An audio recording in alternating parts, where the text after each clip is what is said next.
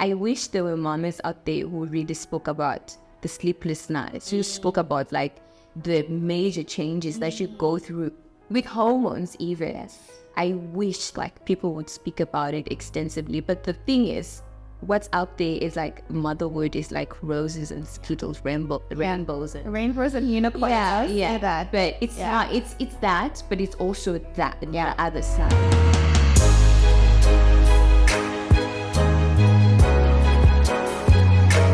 Hey Mama, welcome back to the Whole Mama Show.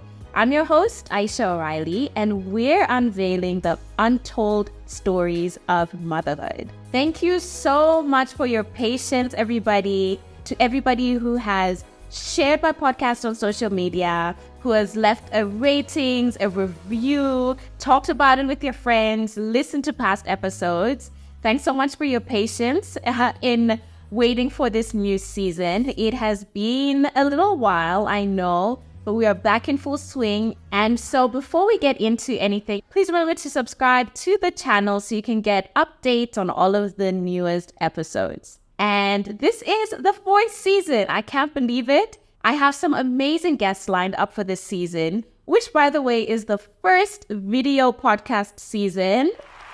I'm so excited. So a lot of us know that becoming a mother, especially for the first time, is a very transformative event. So much of your past life you have to say goodbye to. So much of who you were is completely different. This is an episode that a lot of us will be able to relate to.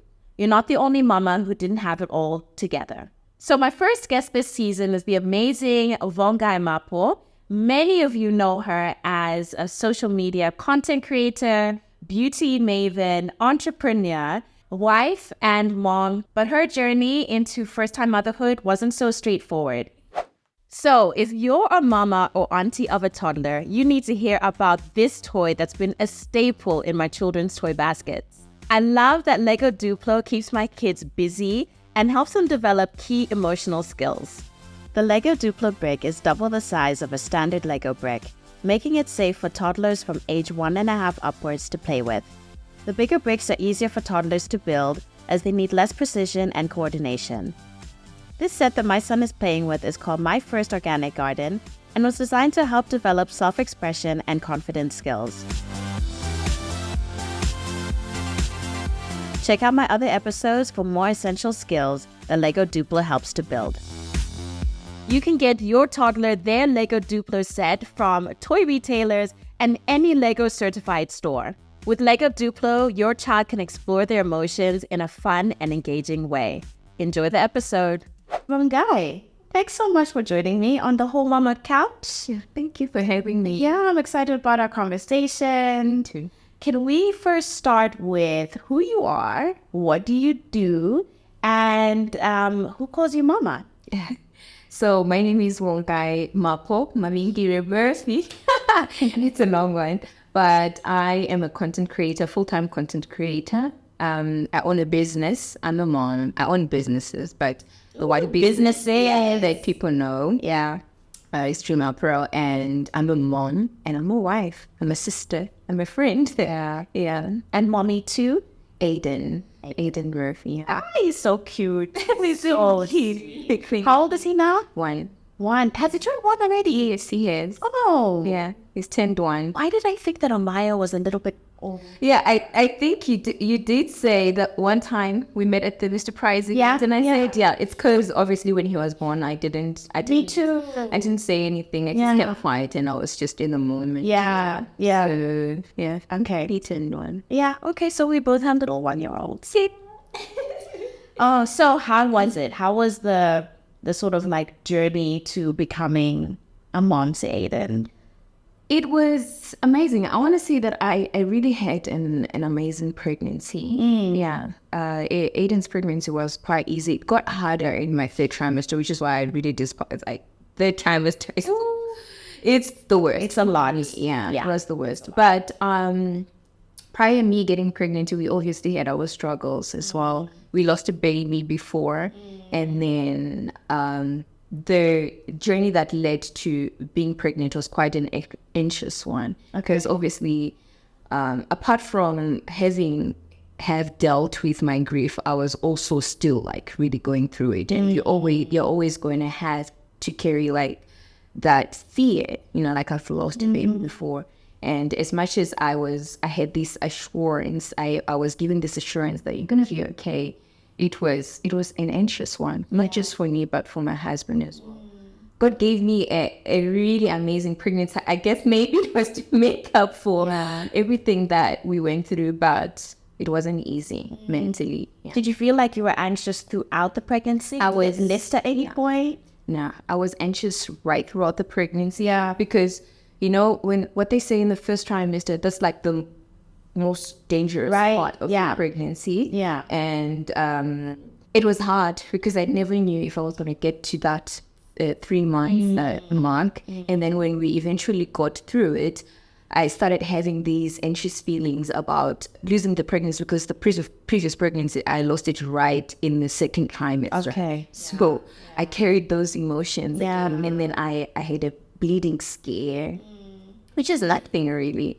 And when I got to the third trimester, it's like, oh my God, I'm almost there, but am I going to make it? And then I started having like bad dreams about labor and stuff, and all the stuff that you're reading online. Yeah. It didn't make it any easier. So I was anxious right through from the start to the end. Yeah. When you did finally have Aiden, how was that? Can you take us through that just a little bit, like a mini version of your birth story? Funnily enough, like I had a really nice pregnancy. Birth, but I got sick, and to be honest, Aisha, I quite don't remember. Is it? I don't really remember everything that happened when I was giving birth. And also, I remember my husband was saying to me, I was refusing the baby.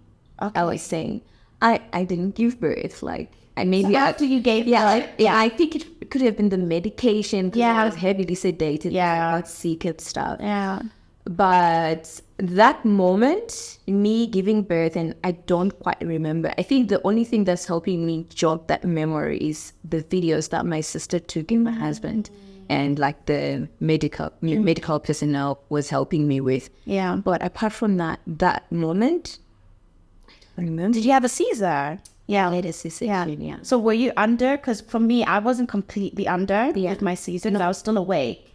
I wasn't completely under, but I think people react differently to medicine. Yeah. So I think it hit me bad. It hit me really bad. So I have bits and pieces. But I know that after, when we left the hospital and everything hit me, it was amazing. It was really amazing just holding my son in my hands and just knowing that I actually gave birth to a healthy, fit, beautiful baby. But also then it hit me that, oh my God, I'm really in this. And I'm really going to be doing this. Yeah. Yeah. It was exciting and scary at the same time. And it's so true, I feel, and I find, of like the experience of motherhood. It's this and it's that. Yeah. It's exciting and it's also scary. It's rewarding and it's also tiring. And. So your first time mom, you've given birth, you made it, you have a healthy boy. How were those first sort of like few weeks at home? How did you find the sort of readjustment period? It was tough. Yeah. For me, it was tough because I was 30. I was so used to having my time, doing my own thing. I get to do this at this time. Yeah. But then when the baby's in the picture, you don't have that kind of flexibility. Oh, no. You don't. And also because I was trying by all means to be the best mom for my son, I went in there with everything and completely forgot me, forgot my husband, forgot everybody else, you see. It was tough. It wasn't easy for me, I want to say. It was tough. I think it was easy for the first 3 weeks because I was in survival mode. Yeah. And I was like, I'm doing this, I'm doing that, that. But then reality strikes, and then the sleepless nights, and then you start to realize, what? It's actually a lot, Yeah. I'm not coping. Yeah. So, that's my truth. It was hard. I'm sort of on my side kind of almost filling the blanks in because of my experience as well. Because I also went through something very similar, especially the first time around with Kai, when it was like, what is this? You know, like this is, no one talks about this part. You know, you have the birth, and the birth is always being kind of romanticized and things. And, you know, you go home with your baby and your husband. It's like this almost baby moon kind of. And for me, I was like, I literally felt like I was hit by a train. Yes. Like physically, and then emotionally, I just found myself being very irritable and very angry. So like when you're saying it was tough on you, what was that for you? What kind of emotions, or like what was your headspace like? It was, I think I can relate to everything that you're saying. I was angry. I was resentful. I was tired. And also because I'm someone that really survives on a routine, survives on good sleep, survives on like doing things orderly. It hit me so much, like when the baby came and I realized I can't sleep. I'm not sleeping like how I used to. So obviously like that took a lot of strain on my mental health. Yeah. Because when you don't sleep, what happens? Yeah. Everything becomes like it's foggy, and because you're angry as well, you take it out on the next person, and Right. when that next person is not validating your feelings, you think like, do you think I'm crazy? Yeah. You know, so it was the lack of sleep that made me look at things like with a hazy mind. Obviously I was hazy. Yeah. And just like the resentment, you're not doing things right. Yeah. Even my mom was not doing things right. My sister's trying to help me. She's a mom, but she's not doing it how it's supposed to be done. So yeah, it was all of that. It was everything. And because I had to also stop work, I enjoy working. I enjoy creating. And because in that very moment I couldn't create, it almost felt like I've been robbed of my existence, you see. So I feel that. it was all of that. All of it. Yeah. Yeah. Did you kind of have a bit of a bit of an expectation versus reality kind of moment? I did. Yeah. I feel like what I've read online, or maybe what I read, wasn't the true reality of things.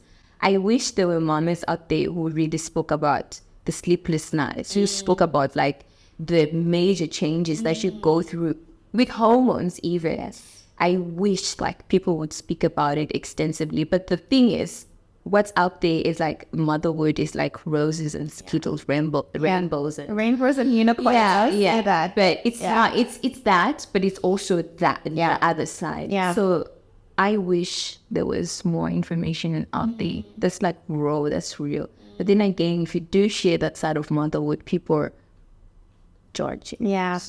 You almost have to be, at least I found, I almost have to be a bit, at least in the beginning, when I started sharing my honest, like, sort of journey in motherhood, I kind of had to be a little bit careful about how much do I share. You know, so I think maybe that also plays a part in why we don't see as many. There are definitely voices out there, but compared to the voices that are, you know, continuing this sort of like interpretation of motherhood as being all, you know, rainbows and unicorns and all of that, there's more of that here, because it is one of those things. You're like, what if I say something and it rubs somebody the wrong way? Or it's, you know, I've been told by people that I shouldn't be scaring other women from being mothers. And for me, I'm like, no, but that's, first of all, it's not my intention. And secondly, it's more about not scaring, but just giving people a heads up. Yes. You know, so that your expectations aren't up here and what ends up happening is down here. Because that's how I felt when I became a mom the first time. I'm like, I am happy and I am grateful and I am, but I'm exhausted and I'm angry and I'm irritable and I'm, you know, there was a time that I did genuinely think that I was going a bit mad. I don't know, because like I didn't understand what was happening, and nobody was telling me like, this is normal. We've all gone through this. Everyone was kind of still looking at me like, what's wrong with you? You should be grateful that you have a child. I'm like, I am. Yeah, you know. So I can really relate to what you've just described now, especially with the whole, you know, your mom was there and your sister was there, but you felt like they didn't do anything right either. They're moms. Yeah, they're moms. Yeah. But also the biggest thing in every mother's journey or in motherhood is the journey is not the same for everybody. Very true. Yeah. Yeah. So I guess also that's another thing that mothers should take from motherhood. It's not like a case situation. Yeah. Yeah. So you had your mom and you had your sister around. When you say that they were around, did anyone move in with you, or did you move in with anyone's house, or how did that work? My mom actually came for I'd say 3 months. It's nice. Yeah, she came for that long, and my sister is always there anyway. She lives quite close to me, so she was always in and out, almost like on a daily basis.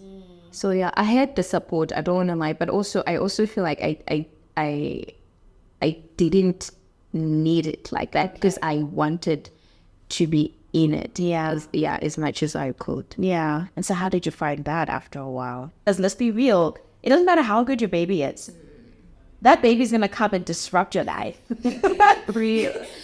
They will. So how did you find that, and how did you sort of like move through being angry and resentful and, to sort of, if at all, have you come out the other side? Or? I have. Actually, I feel like I'm finding my balance. I think I've landed on my feet now. I know what I'm actually really doing. My child is a little bit grown now, so and I'm also going to therapy. I think therapy really helped me. If it wasn't for therapy, I don't know what I could have done.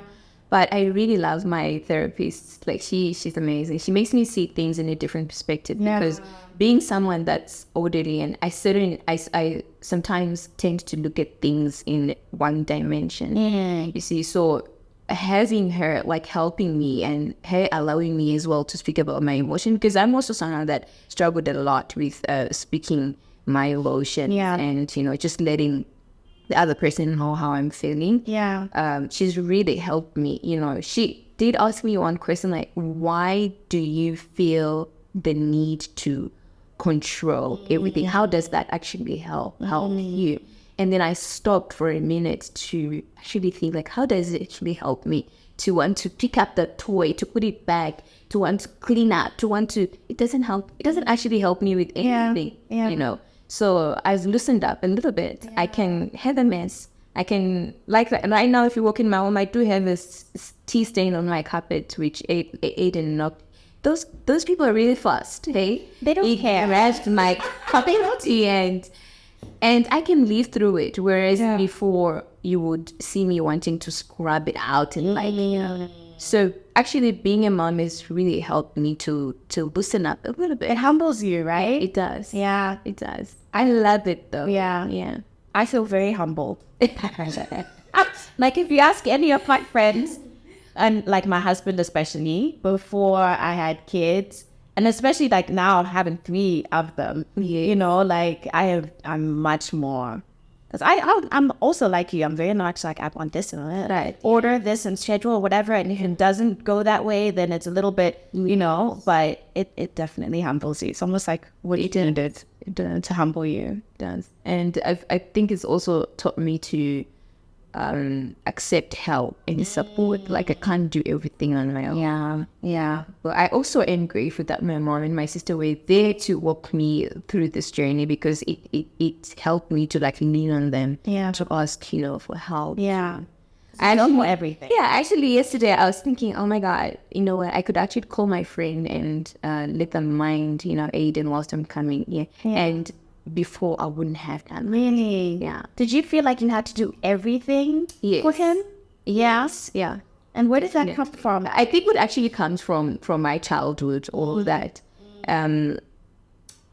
I've been a person that almost had to learn to lean on myself, like fight my own battles, do everything for myself, be on my own, and just like I've had to learn to lean on myself so much for the longest time.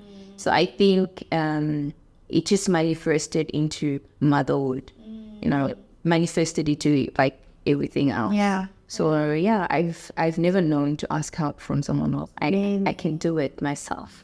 Even if you're struggling? even if I'm struggling. Yeah. And I've gone to those places and I've been able to take myself out of it. Until actually I became a mother, I got into a very dark place and had to seek therapy for me to be able to come out of that place. Can you share a little bit more about that part? What would you say has been sort of the toughest challenge when it comes to motherhood? Yeah, I think it's a resurfacing of like past childhood trauma. Yeah. You go through life and you think, oh, I'm fine, or I don't know what triggers it, to be honest, but I think what triggers it is I don't want to be that version for my child. I'm trying to be the best mom to them. So it's sort of, I think, triggers all of those things that you thought you've dealt with, but you actually haven't dealt with. So for me, it was a build-up, I think. It was a build-up from the loss. I've gone through like a lot of loss, not just people dying in my life. I went through friendship loss. I went through the miscarriage, and like I've lost a lot of things. Whilst we were growing up, or we lost our home. Yeah. You know, we were homeless, and all those things sort of like built up to this very moment. And when I became a mom and the pressure became too much, it like exploded. Yeah. I thought I had dealt with it, but I think motherhood was like, you're lying. Yeah, I didn't.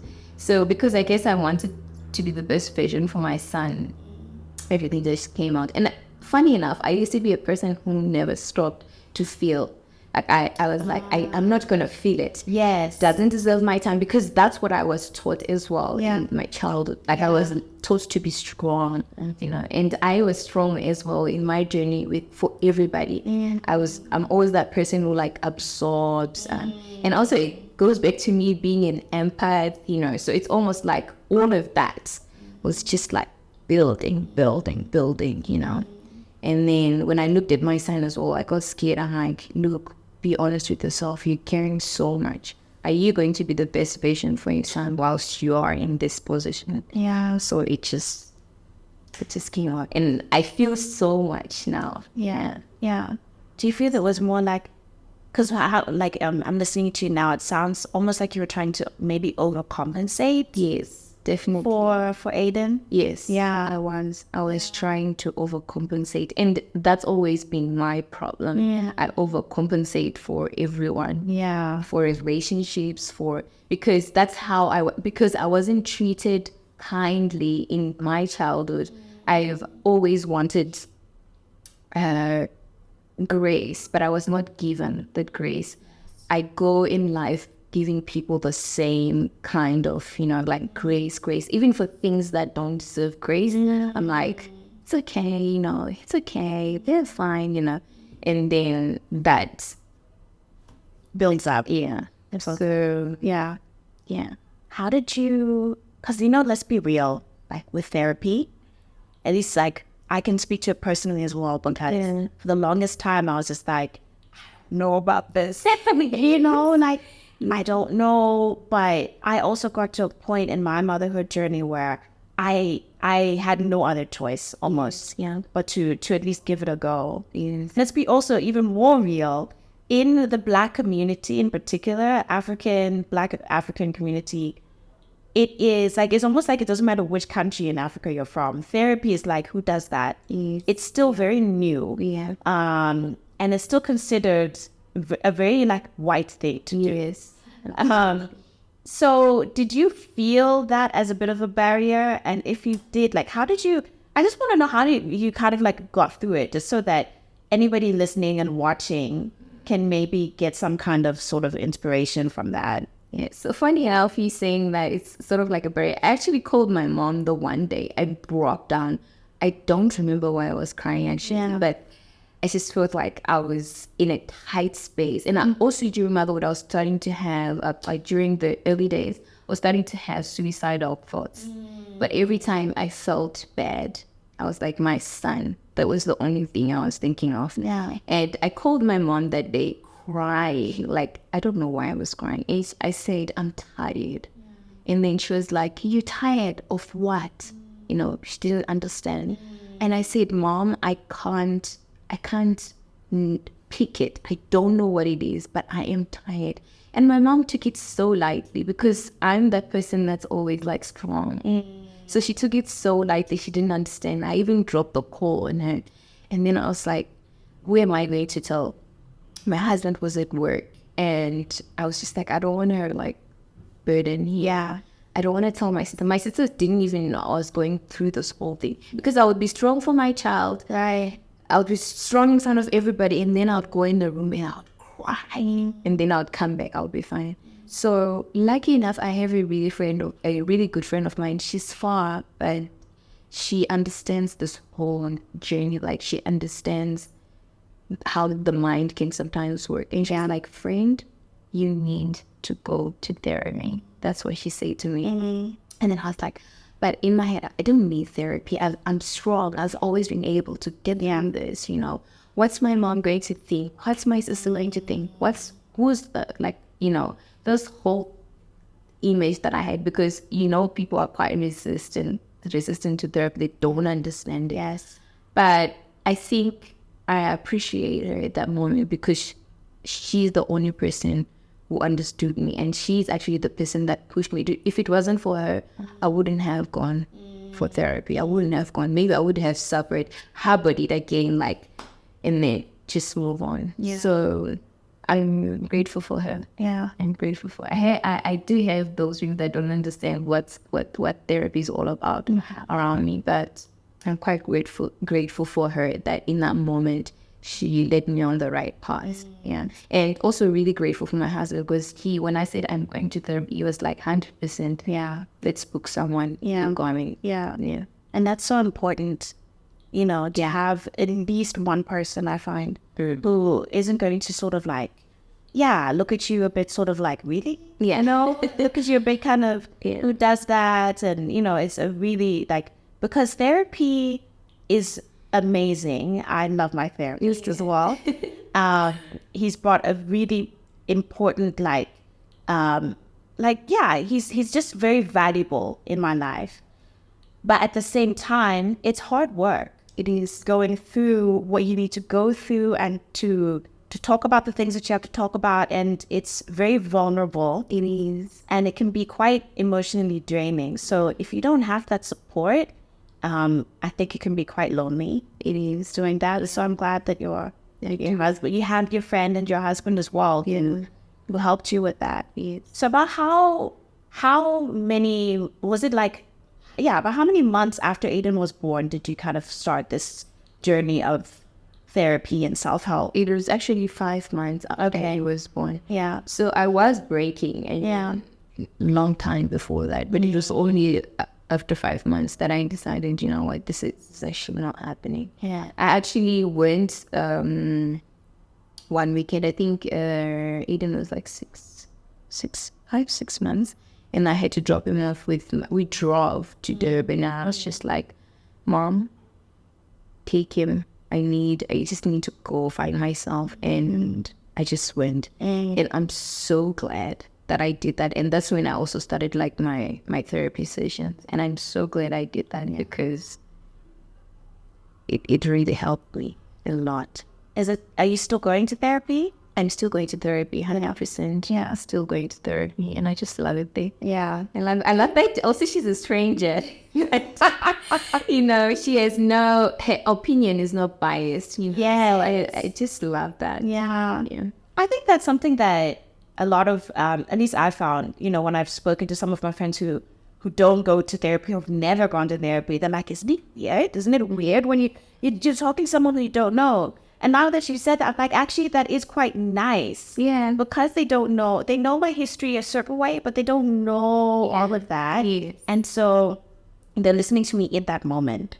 They're listening to my issues in that moment. It's not like, oh, yeah, but remember, you know, like, and like you said, it's very unbiased. Very unbiased. Yeah, it's refreshing. Very. Yeah. Do you think it's something that you'll continue doing? I am continuing with it because also apart from motherhood and stuff, we've gotten to speak about many other things, you know, things that are actually happening in my life. I can tell her about little things that happen, and she can sometimes make me see light, Yeah. So I am going to always do it. Yeah. Yeah. I love therapy as well. I do. If I could have like a session all the day, I will always, but I have my therapist on, standby and every once in a while, because I had, postpartum, it's not about me, but I had postpartum depression. Yes. I was diagnosed with that after I had Kai. And that's when I first started going to therapy. And so since then, like, I think I did an intensive 6 months or so with him. And then he was like, okay, you can continue if you want, but if you don't, I don't think that you're depressed anymore. So we paused, and then, but then, 2020 came and it was like, I need some support here. So I have that relationship with him. I'm really glad that I do that. In case life gets a little bit too much, I can just message him and then we book a session, So it's much more like ad hoc. I don't know, for me, I automatically give more grace to women in general these days because I'm a mother. Yes, that's very true. I think I also became more empathetic. Yes. When I gave birth. Yeah. I've always been an empath, but I think also giving birth made me even more like empathetic, because it's almost like I see things differently. And when people are sometimes going through something, I'm no longer like quick to judge and say, oh, it's because of so and so. I almost see it in like a different dimension, because I understand people can go through a lot. Yeah.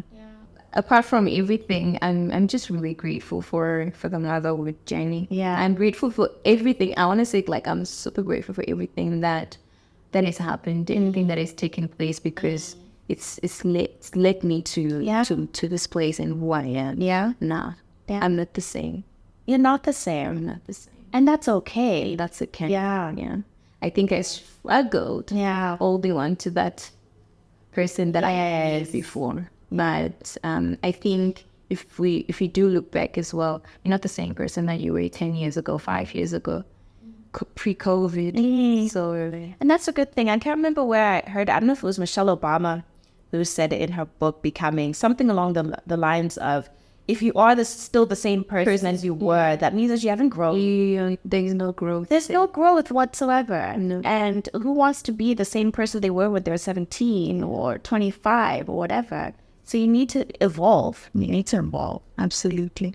Thank you so much. I love this conversation. Me too. I mean, we started speaking on other things, but I love it. I really enjoyed it. And actually, coming to this podcast, I've always been a person that I don't do interviews. By the way, I don't. I don't. Oh. I don't do all of that stuff. That's just my boundary. Okay, yeah. But I've challenged myself. I think people want to hear my story. Yes. Like, I want to speak about it, not just me on my own, sitting in front of my own camera in my own country. Yes. I've challenged myself this year to speak more. Yeah. To do more. And to let people walk my journey with me. Oh, I'm so glad that the podcast has been part of that. Yeah. I had no idea that you don't really like. No, I didn't. It's not just I don't, but I like you. Oh, I like you too, girl. So before I let you go, Yes. what would you say is your whole mama truth? I want to say I was kind of a little bit of a selfish person before, but motherhood has taught me that you can't be selfish. You cannot be selfish. There's no time. It's not self-serving. Yeah, that's my whole mama truth. It's not self-serving. Yeah. Yeah. And there's so much beauty in that. There is so much beauty in that. It's humbling. It's beautiful. Yeah.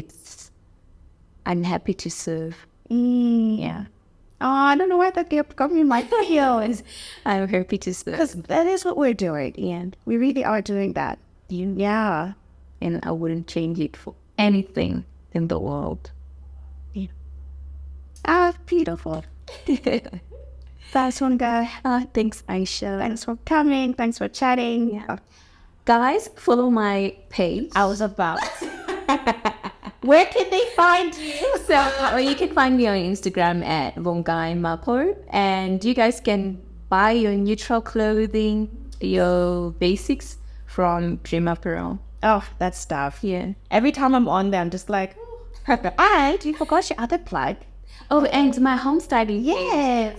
That's like my love baby. I really enjoy home styling. It's making things beautiful. You're so good at it. I think Like whenever I see like, you know, your posts and your videos, your, what do you call it? The carousels and stuff. I'm like, she has such a gorgeous home. Thank you. It's so beautiful. So thanks for sharing that with us as well. Because sometimes we need a little bit of that inspiration, you know, and like the DIY things and stuff. So yeah, Thank you. so definitely check out Vongai on all of her platforms. This is good. So nice. This is good, yeah. So I really enjoyed that conversation with Vongai.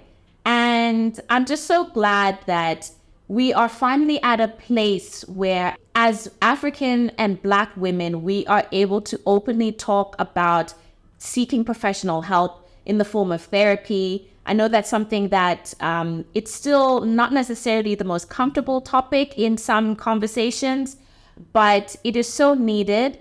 And it is something that I really, really advocate for. If you feel like you need some kind of extra support in a way that the people closest to you aren't able to give you, I think it's okay to get that from a professional. I shared my journey in one of my past episodes on postpartum depression and how I got through it with the help of therapy. So let me know what your thoughts are. What are your key takeouts from our conversation? Thanks so much for watching. Thank you for tuning in. If this episode left you feeling encouraged or inspired in any way, I'd love to hear from you. I'd love for you to join my Mama Village and subscribe to my channel. Share this with a mama in your life, tagging me at Aisha and Life on all platforms. All of this helps these stories reach more women. I'm Aisha O'Reilly, and I hope this episode has left you feeling a little bit more whole, Mama.